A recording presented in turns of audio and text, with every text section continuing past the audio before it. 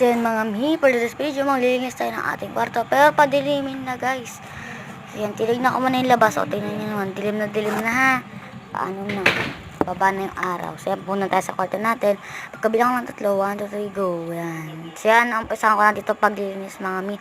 So inano ko na nga pala dito yung jacket. Nilagay ko lang sa tama niyang lalagyan. So hindi naman talaga masyadong paglilinis ang inayos ko dyan.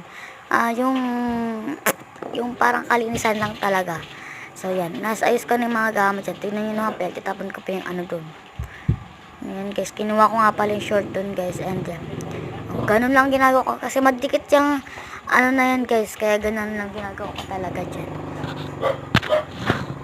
Nasa ayos ko, ano ko sa akin para makita ko yung aking pagbablog na maayos yung aking pag-aano ng mga higaan. So mamaya naman din magkakabit naman din kami mamaya ng kulambo.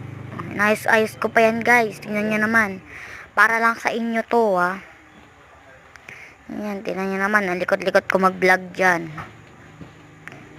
Super likot ko dyan mga mi. So yan, dito magtatapos ang aming video. Tingnan naman, malinis na para sa akin yan. Tingnan nyo naman. So dito magtatapos ang aking video. So yan. Bye bye mga mi. So yan, di ko pa nga na-off yan.